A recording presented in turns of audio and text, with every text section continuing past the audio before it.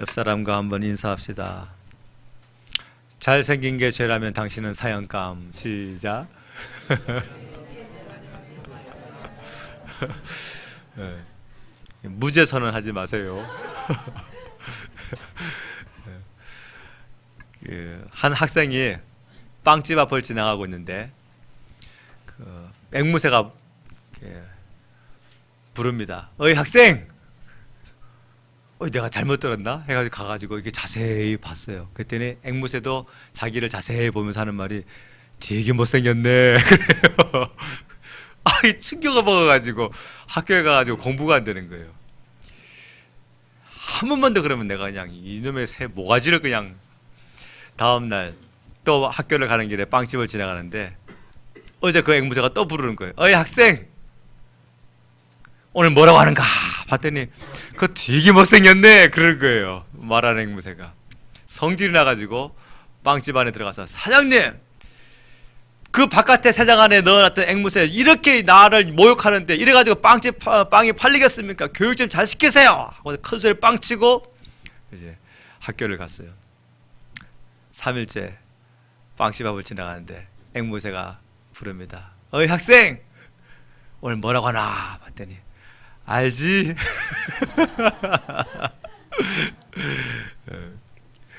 이거 못된 앵무새지만 우리는 다 착한 앵무새들이잖아요. 그렇죠? 옆 사람 보고 하고 다시 한번 인사해 보세요. 알지? 하나님 앞에서 구원받은 영혼들은 전부 다 하나님 앞에 작품들입니다. 하나님이 여러분들 빚으시고 계세요. 믿으십니까? 우리를 그 의와 평강과 또 기쁨과 감사로 계속 빚으십니다.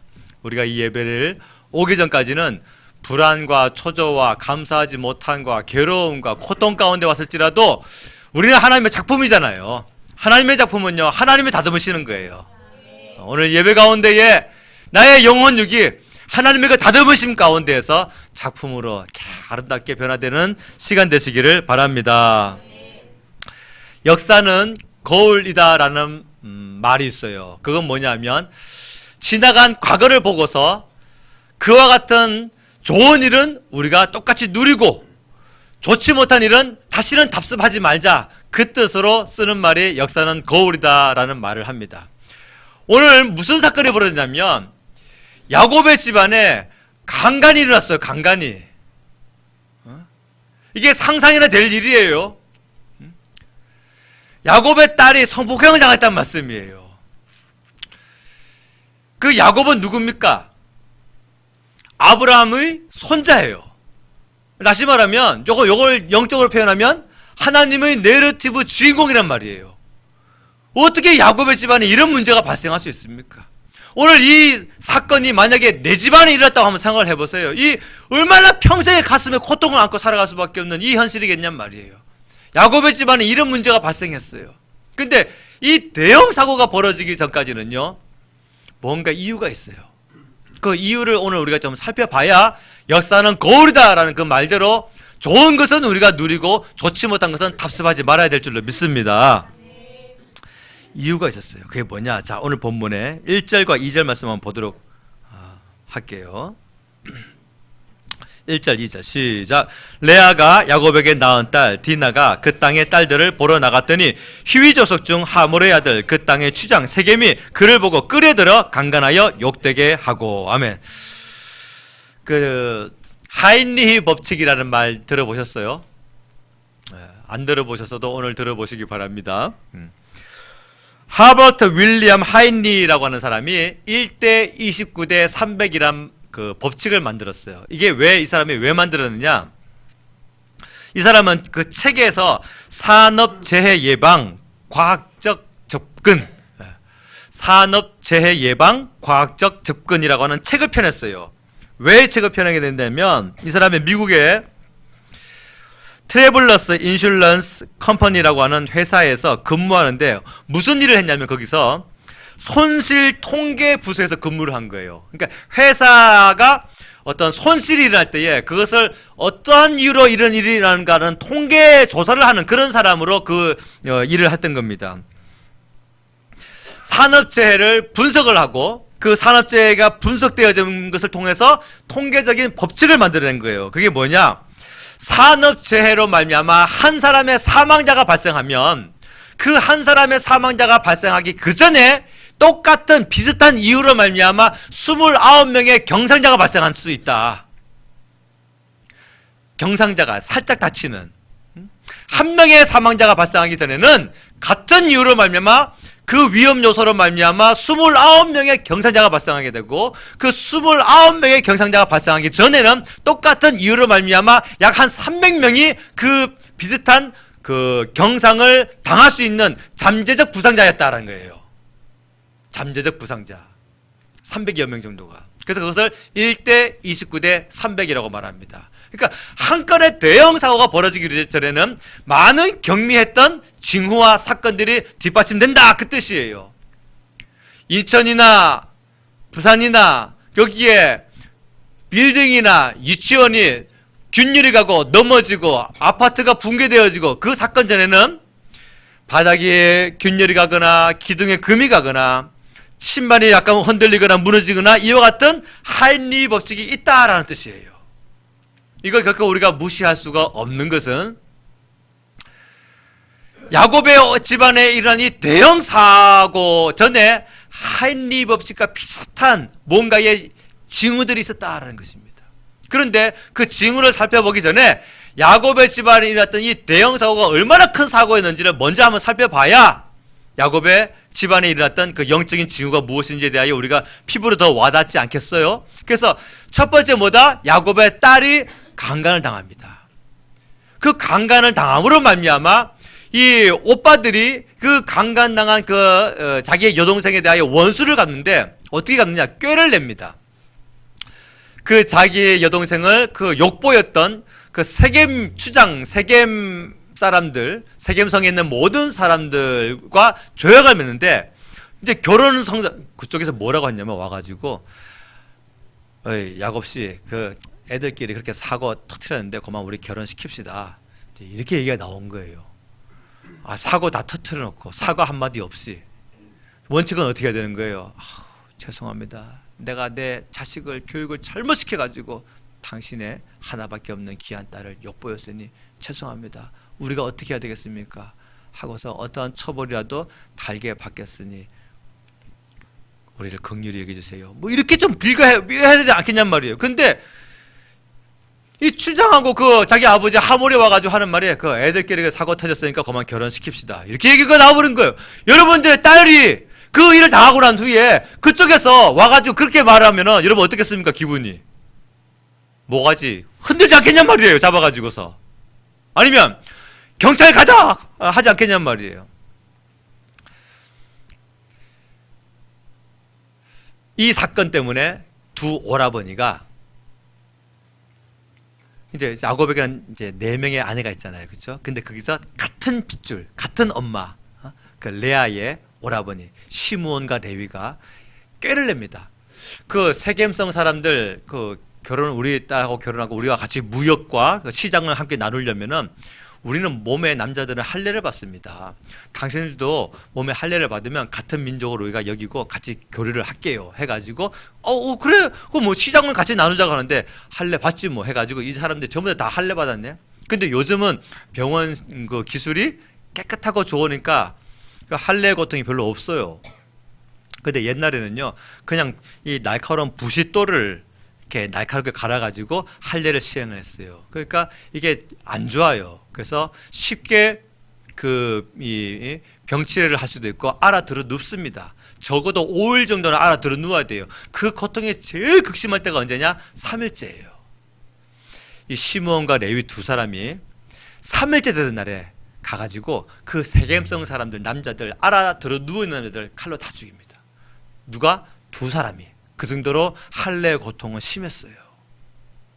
성경 한번 찾아보도록 합시다. 자, 오늘 34장의 그 25절부터 27절 25절부터 27절 있습니다.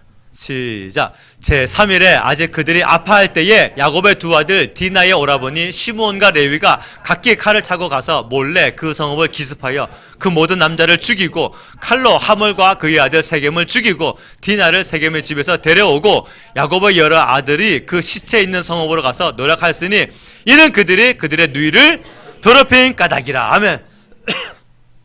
저를 보세요. 자기 여동생을 그 강간했던 그 추장과 그 다음에 그 성에 있는 남자들에 대하여 이 두 아들이 속이고 할례 받아라, 그래야지 우리가 같이 교류할 수 있다 해놓고서 3일째 제일 고통스러울 때에 남자 단 둘이서만 가가지고서 다 죽였어요. 남자들을, 그 할례 받아 들어 누워있는 남자들을. 그리고 이제 어떻게 됐느냐, 노략질을 합니다. 도둑질을 해요. 오늘 본문에 그 금방 읽었던 그 뒤에 28절부터 29절을 읽습니다. 28절 29절 시작. 그들이 양과 소와 나귀와 그 성읍에 있는 것과 들에 있는 것과 그들의 모든 재물을 빼앗으며 그들의 자녀와 그들의 아내들을 사로잡고 집 속의 물건을 다 노략한지라. 아멘. 자, 이제 들어보세요. 야곱의 집안에 무슨 일이 벌어졌어요? 강간 사건이 벌어졌죠.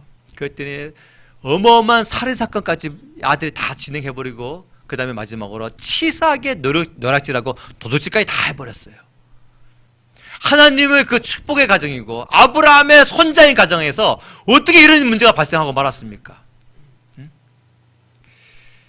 아니, 이게 타당하냔 말이에요. 자기의 여동생이 강간당했다고 해가지고 가서 남자들을 다 죽이고 거기에 있는 모든 재물을 다 노략질하고 도둑질해 오는 것이 이게 타당하냔 말이에요. 아무리 억울하다 한다 할지라도. 이게 바로 뭐냐? 죄의 대표성이에요. 도둑님이 한 가정의 원래 목적은 돈만 훔칠 목적으로 들어갔다가 여자를 보고서 다른 음욕이 올라와서 범행을 저지르죠. 악한 짓을 하죠. 그리고 자신이 그 범한 그 여자가 신고를 하면 자기의 범행이 드러날까봐 결국 또 무슨 일까지 합니까? 그 여자를 살해까지 합니다. 원래의 목적은 돈만 훔치고 나올 목적이었는데 들어가서 보니까 또 다른 죄의 욕심이 올라오게 되고 그 죄를 저지르고 나니까 그 죄를 덮기 위해서 또 다른 죄를 저지르게 됩니다. 그게 바로 뭐예요? 죄의 대표성이란 말이에요. 우리 안에 한 가지 죄로 말미암아 이 죄 때문에 계속 소보루빵과 같이요 죄가 덮여요. 붙는다는 말씀이에요.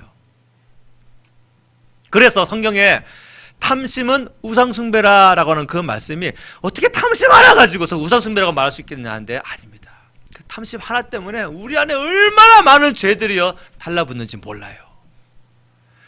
이 두 아들이 자신의 그 여동생이 능력당한 것에 대하여 울분을 갖는데 가서 남자들을 다 죽여버렸고 그리고 그 안에 있는 것을 다 도둑질해버리고 말았어요.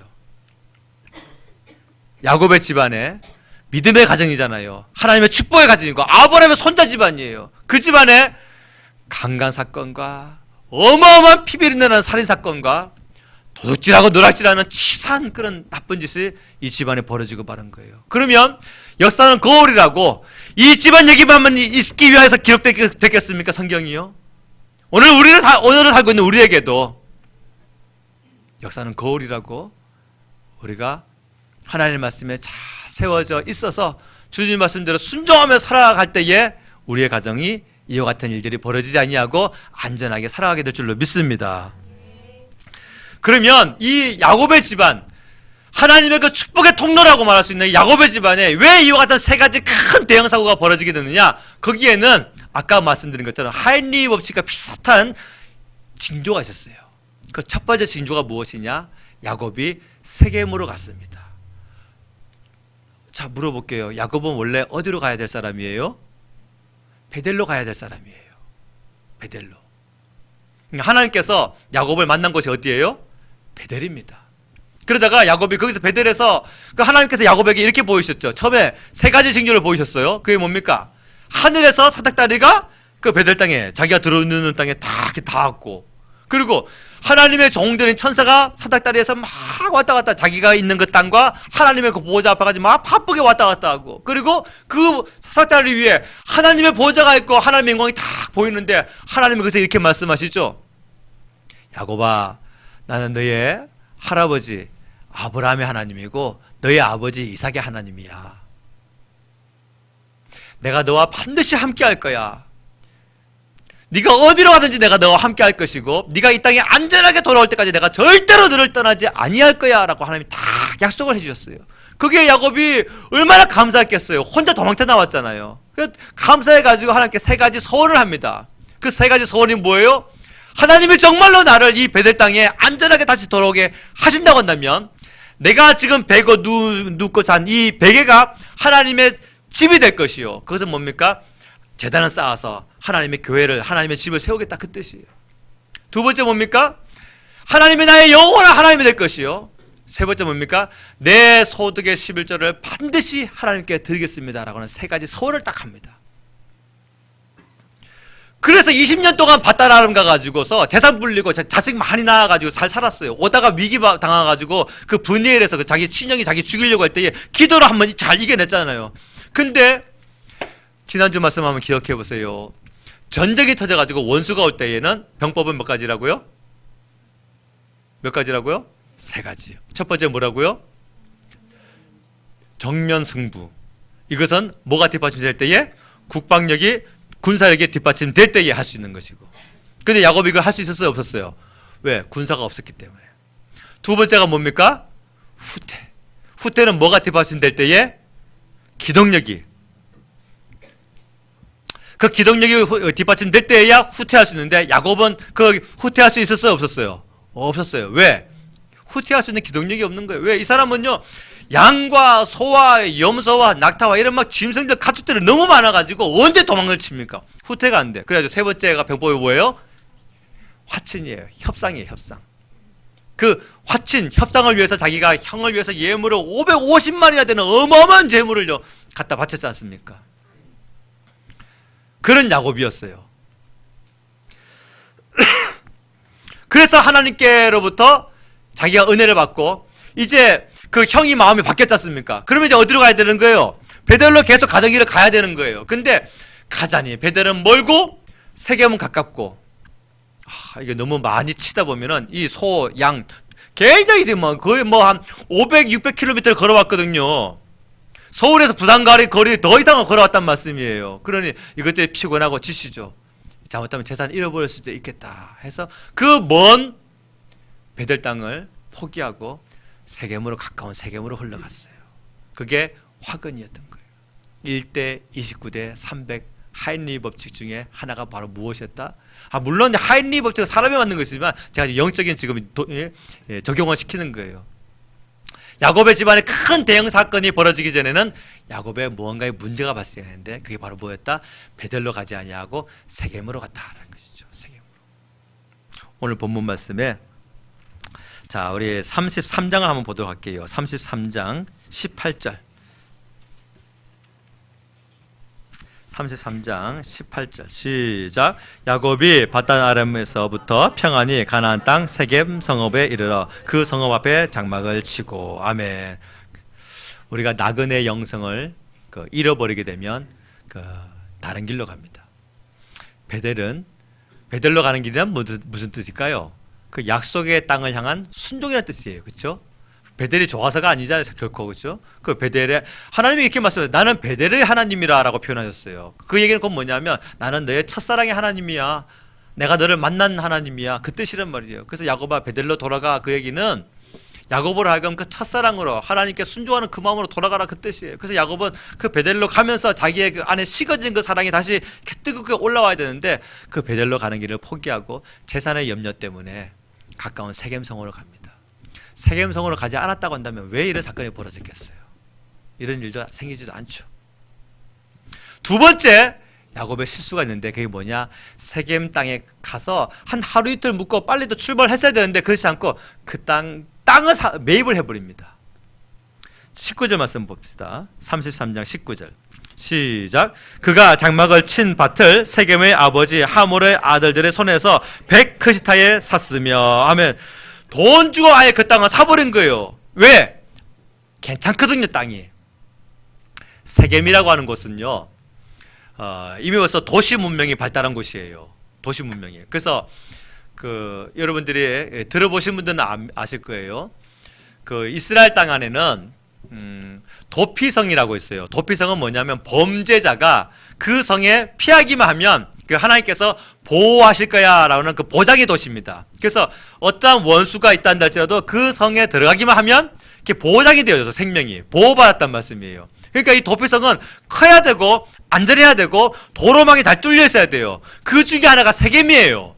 6개밖에 없는데 6개 도피성 중에 하나가 세겜 땅이란 말이에요. 그 얘기는 건 뭐냐? 세겜성이 이미 벌써 도시 문화가 발달됐고 도로망이 잘 뚫렸고 꽤 괜찮게 부유하게 누릴 수 있는 그런 땅이었다는 얘기죠. 그곳의 추장이었어요, 세겜이. 그러니까 성 이름도 세겜이고 아들 이름도, 추장 이름도 세겜이에요. 근데 야곱이 거기서 하루 이틀 묵고 그 양과 소가 좀 이렇게 좀 쉬었으면은 빨리 또 출발하자. 우리가 하나님 말씀대로 하나님이 기다리시는 그 베델로 가야 되지 않겠느냐 하고서 갔어야 되는데 이 피곤한 여호와를 앙망한 자는 피곤하지도 아니하고 걸어가도 피곤치 아니하고 뛰어가도 고단치 않고 그 말씀 어디 가냔 말이에요. 너무 심하게 몰면 이거 재산상에 큰 손해가 있겠는데 하고서 야곱이 그냥 세겜에서 살려고 땅을 매입을 합니다. 누가복음 21장 34절 말씀 보면 이런 말씀이 있어요. 너희는 스스로 조심하라. 그렇지 않으면 방탕함과 술 취함과 생활의 염려로 마음이 둔하여지고 그날이 뜻밖의 그날이 덫과 같이 너에게 임하리라. 방탕함과 그 다음에 술 취함과 이거는 별로 없죠, 우리에게. 그죠? 이 조용한 분위기는 뭡니까? 어쨌든 그냥 패스하고 세 번째 생활의 염려는요 얼마나 많은지 몰라요. 이 첫 번째, 두 번째에서는 좀 자유한 것 같은데 이 세 번째 생활의 염려는요 막 얼마나 촘촘히 거미줄처럼 우리의 인생에 가득 메였는지 모릅니다. 예수님 말씀하셨어요. 너희는 스스로 조심하라. 그렇지 않냐면 방탕함과 술 취함과 생활의 염려로 마음이 둔하여지고 뜻밖의 그날이 덫과 같이 너에게 임하리라. 사랑하는 여러분, 말씀대로 가야 합니다. 다 생활의 염려 때문에 말씀도 저버리고 살았던 그 모든 시간을 이제 다 접어버리고 하나님 말씀대로 살아갈 수 있는 여러분 되시기를 예수님의 이름으로 축복합니다. 세 번째, 야곱의 그 베델에서의 세 번째 서원 11절을 하지 않습니다. 반드시 서원인데 오늘 본문에 33장 20절 말씀을 보도록 합시다. 20절 시작. 거기에 제단을 쌓고 그 이름을 엘로헤 이스라엘이라 불렀더라. 아멘. 야곱은 그 세겜성에서 하나님께 제단을 쌓았어요. 그러니까 야곱의 세 가지 서원, 안전하게 이 땅에 돌아오게 하시면 내가 하나님께 세 가지를 서원합니다 하면서 하나님이 나에게 영원한 하나님이 될 것이요, 내가 눕고 잔 이 돌이 하나님의 집이 될 것이요. 이건 제단을 쌓겠다는 뜻이거든요. 거기까지 했는데 세 번째를 하지 않아요. 성경은 그냥 누군가가 그냥 이렇게 역사적 사실을 감동받아 적은 것이 아니라 하나님께서 사람에게 감동을 주셔가지고 한 글자 한 글자를 새기신 100% 하나님의 영감의 말씀이라는 사실을 믿으시기 바랍니다. 믿으십니까? 개역 개정판은 오류가 있어요. 개역 한글판도 해석상 번역상 오류가 있어요. 모든 사본은 오류가 있어요.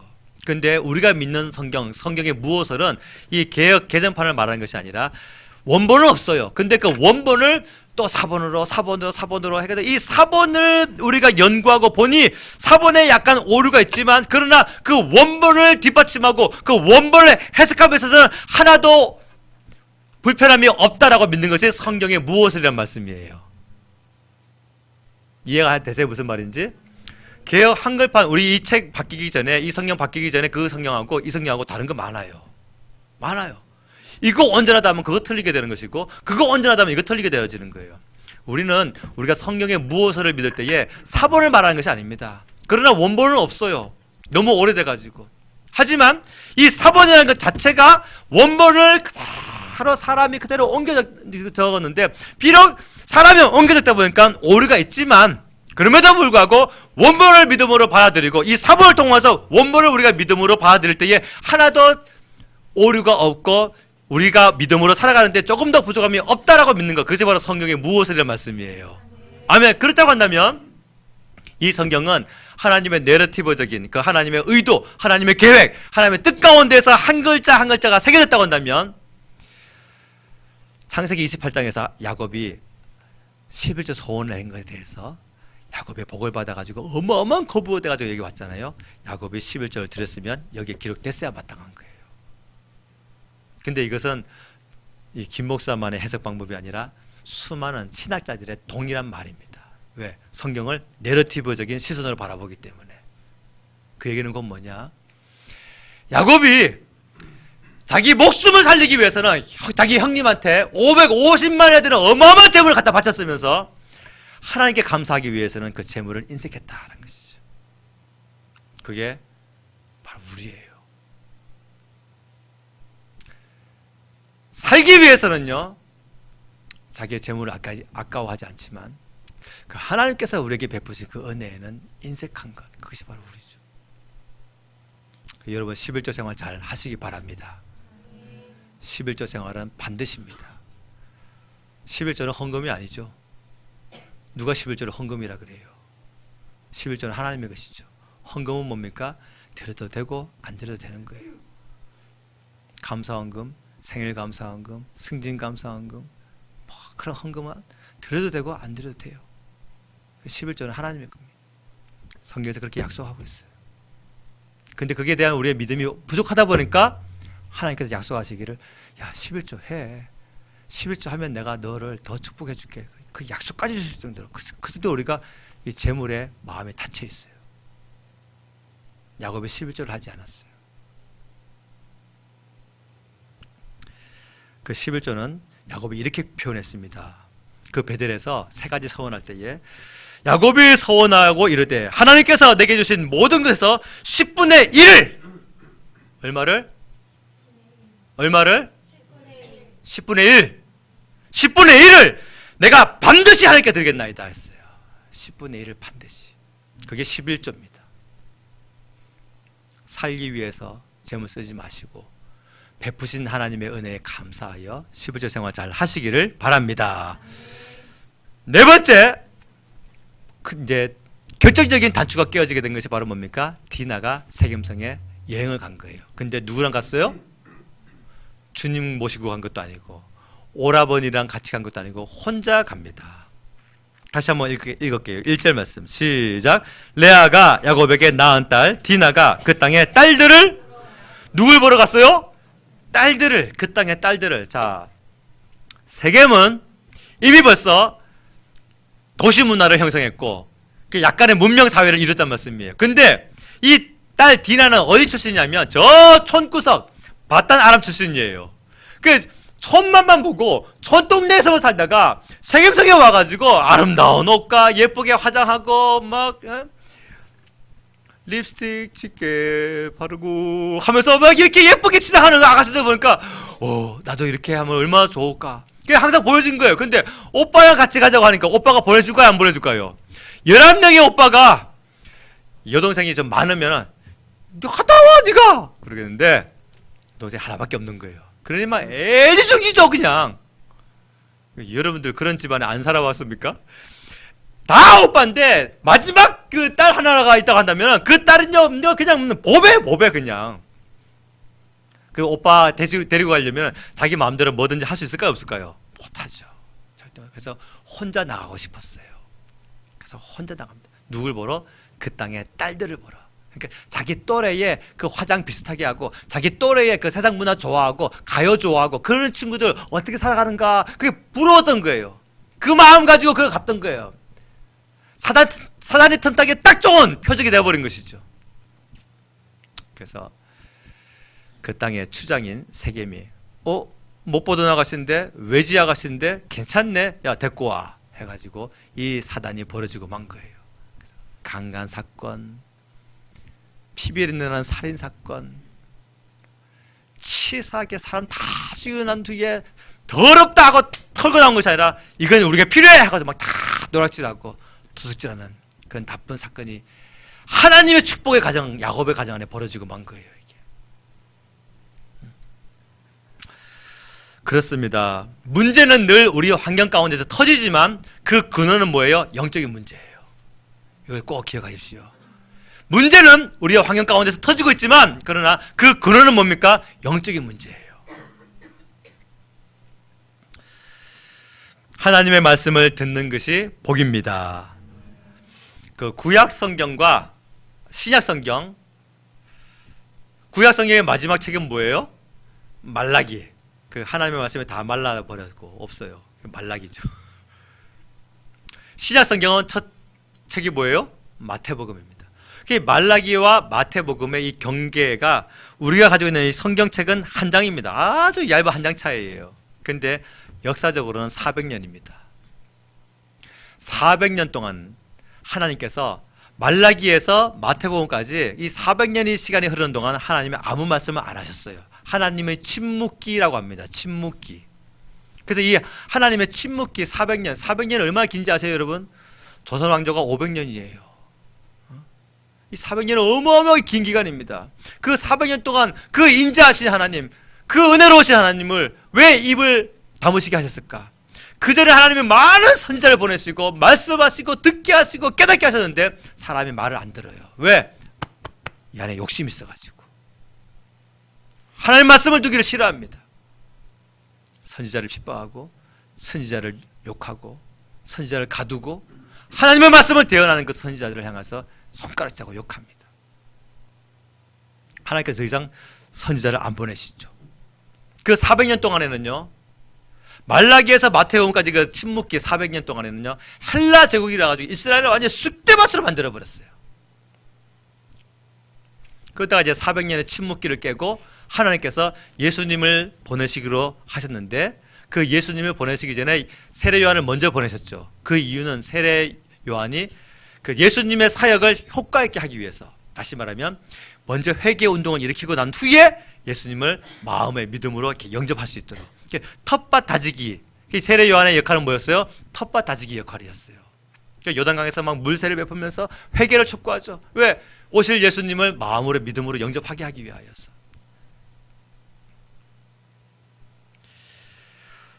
책망이든 칭찬이든 말씀을 듣는 것이 복입니다.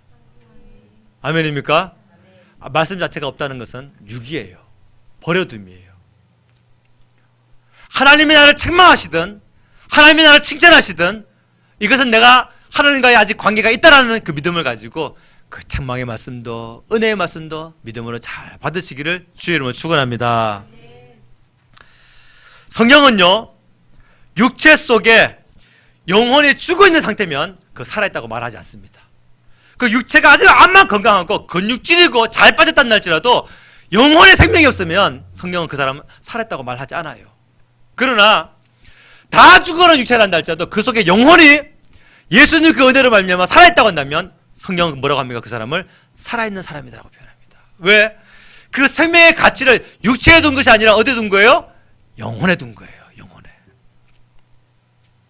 하나님은 우리의 생명의 가치를 이 100년짜리 몸에다 둔 것이 아니라 영혼에 두셨단 말씀이에요. 오늘 우리 교동문 읽을 때에도 무엇을 먹을까? 무엇을 마실까? 몸을 위하여 무엇을 입을까? 염려하지 말라. 너희는 먼저 그의 나라와 그의 의를 구하라. 살아있는 영혼이 살아있는 삶을 살아라. 그게 우리 주님 말씀인데 사람이 그 이 땅의 재산 때문에 베델로 가는 길을 포기하고, 왜? 좁은 길, 힘든 길이거든요. 먼 길이거든요. 고통의 길, 고난의 길, 십자가의 길이거든요. 자기 부인의 길이거든요. 가기 싫어하는 거예요.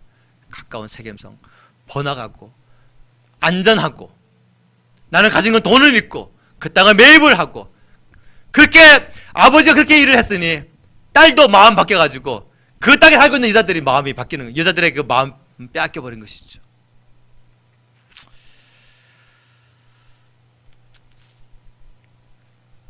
우리의 삶 가운데에 그 마귀가 항상 있어요.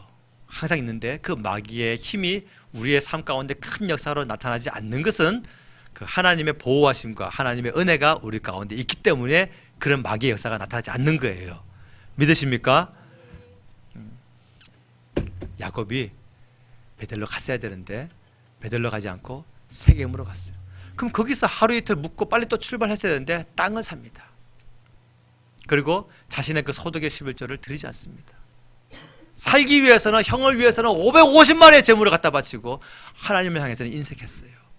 그랬더니 그 딸도 세겜성 사람들에게 놀러 갔다가 세 가지 사건, 큰 강간과 살인과 도둑질 세 가지 사건이 벌어지고 만 것입니다.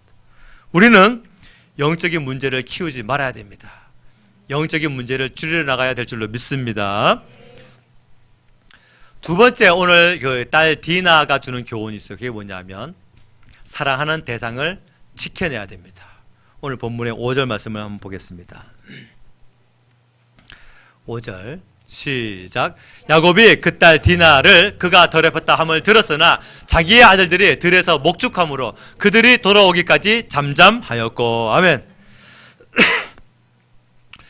제가 야곱이 지금 20년 동안 타향살이를 지냈어요. 그렇죠? 바단 아람에서 20년 동안 타향살이를 하고 돌아왔습니다. 다 잘 될 줄 알았어요. 근데 이제 딸이 이런 일을 당했어요. 그럼 이 일을 당했을 때에 야곱이 재빠르게 하나님께 기도하면서 영적인 뭔가 대처를 취했다고 한다면 두 아들이 가지고 막 살육을 하는 이런 사건까지 벌어지지는 않았을 거예요. 자기가 그 야복강에서 한번 그 기도의 승부사로서 정말 하나님께 기도해가지고 응답받은 일이 있잖아요. 하나님의 얼굴을 배운 그 분이엘 사건 있지 않습니까? 그걸 잘 떠올려가지고, 그러니까 여러분, 역사는 거울이라고, 여러분들이 환난 당했을 때에, 어려움 당했을 때에 내가 옛날에 그 기도할 때 하나님이 나를 도우셨던 거 그거 꼭 마음에 간직하시고 잊지 마시기 바랍니다. 환경 바라보면요, 그 내가 옛날에 그 기도로 승리했던 건 못 떠올려요. 그러나 성경을 보면은 구하라, 찾으라, 두드리라, 환난 날에 내게 부르짖으라, 내가 내게 응답하겠다고 이런 말씀들을 내가 마음까지 떠올리게 되면요, 우리는 다시 또 하나님을 붙들 수 있는 것입니다. 야곱의 환경만 바라보니까 금방 그 브니엘에서의 그 하나님을 잊어버렸어요. 그 딸이 강간당했는데, 딸은 그 자기 감금시켜놨어요. 데리고 오지도 않았어요. 이 세겜이, 그 세겜의 아버지 하몰이 자기 야곱의 딸은 그냥 세겜성 안에다가 그냥 감금시켜놓고 자기만 온 거예요. 애들끼리 이렇게 사건 벌어졌으니 그만 둘이 결혼시켜버립시다, 이 얘기를 하고 있는 거예요. 여러분이 만약에 그 아버지 어머니라고 한다면 어떡하겠어요? 멱살 잡지 않겠냔 말이에요. 울분이 막 터지지 않겠냔 말이에요. 모든 총동을 해서라도 내 사랑하는 딸을 구출해내지 않겠냔 말씀. 근데 야곱이 그 일을 못하고 있어요. 이유는 뭐냐? 자기가 상대해야 될 대상이 너무 강했던 거예요. 왜? 세겜성의 추장이니까. 근데 야곱의 그 측근은, 군사력은 몇 명이냐면 11명, 자기의 아들. 그 외에는 아무도 없어. 근데 이 11명의 아들마저도 지금 들판에 양치를 갔다 그랬어요. 5절 말씀에 보니까. 그 야곱이 뭐라 합니까? 자, 다시 한번. 야곱이 그 딸 디나를 그가 더럽혔다 함을 들었으나란 말은 뭡니까? 이 어마어마한 사건을 들었음에도 불구하고 뭔가 하고 있지 않다는 뜻이에요. 이유는 뭐냐? 자기의 아들들이 들에서 목축함으로 그들이 돌아오기까지 뭐하였다? 잠잠하였다. 야곱이 자기가 상대해야 될 그 대상이 너무 강한 나머지 아들들도 없고, 추장은요 왔으면 혼자 왔겠어요? 많은 병졸들을 이끌고 딱 왔겠죠. 왜? 그도 이 사건에 대한 책임이 있는 자지만 어떤 그런 손해를 당하게 하지 않기 위해서 어마어마한 자기 보디가드를 많이 데리고 와오지 않았겠냔 말이에요. 그게 야곱이 마음에 움츠러든 거예요. 자기의 그 유일한 딸, 자기가 그 사랑하는 딸 디나가 그런 어마어마한 일을 당하고 지금 그 집안에 지금 감금당하고 있는데 야곱이 어떻게 못하고 있어요. 자, 디나는 야곱의 그 유일한 딸이고 사랑하는 딸이었다고 한다면 우리에게 있어서 참으로 유일하고 그 사랑하는 대상이 있어요. 그게 뭐냐면 복음이에요. 복음. 아니 뭐 딸은 낮은 위치인데 복음도 낮은 위치냐, 그렇게 위치로 말하는 것이 아니라 사랑의 대상으로 제가 지금 표현하고 싶은 거예요. 딸 디나는 야곱에게 유일한 가장 사랑스러운 그 유일한 딸이었다고 한다면 우리에게서 유일한 가장 소중한 존재는 바로 뭡니까? 복음이에요. 왜? 우리가 복음 때문에 태어났지 않습니까? 복음 때문에 우리가 구원받았잖아요. 그래서 복음이 주님이에요. 이거는 별로 아멘이 잘 안 나오시네. 복음과 주님을 따로 떼어놓을 수 있다고 생각하는 것이 이게 굉장히 위험한 발상입니다. 복음은 주님으로부터 나온 거예요. 마가복음 1장 1절이 뭡니까? 하나님의 아들 예수 그리스도 복음의 시작이라 그랬어요. 복음이 주님이에요. 우리가 복음 때문에 태어났고, 복음 때문에 구원받았고, 복음 때문에 그 죄사함을 용서를 받았고, 복음 때문에 우리가 하나님을 아버지라 부를 수 있는 영적인 혜택을 누리게 된 거란 말이에요. 그런데 우리의 그 제일 사랑하는 그 복음이 훼손당하고 있어요. 영적인 훼손당하고 있어요. 딸 디나가 그 순결함이 훼손당한 것처럼 우리의 제일 사랑하는 그 복음이 훼손당하고 있어요.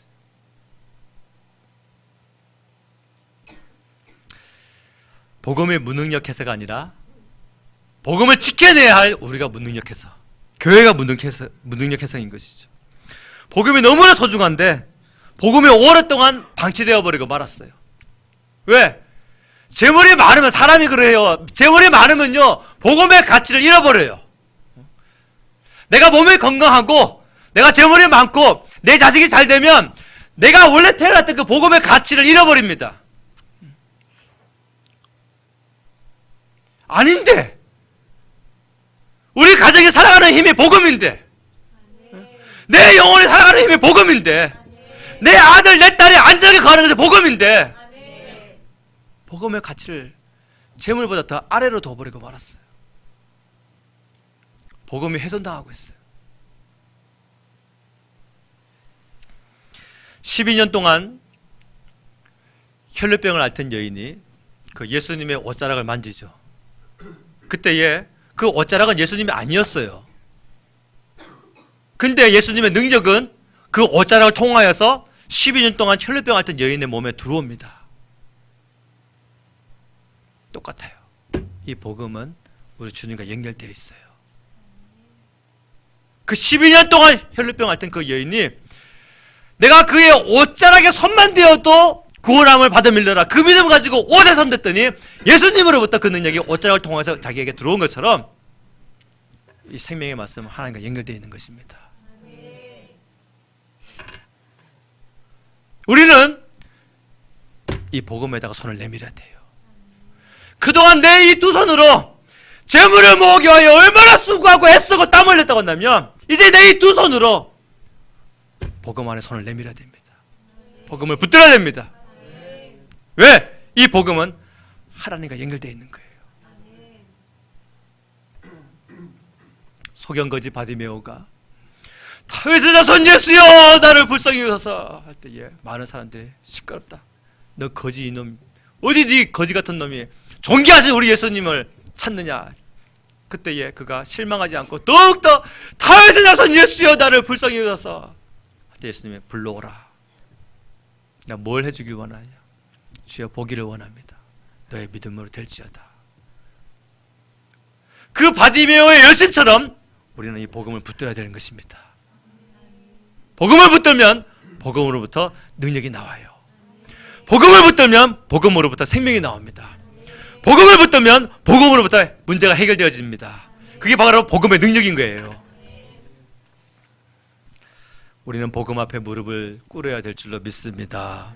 복음 안에 들어가면 지금 내가 당하고 있는 모든 현실의 불편함과 원망과 괴로움의 모든 문제들이 고요한 강물처럼 다 잠잠해질 줄로 믿습니다.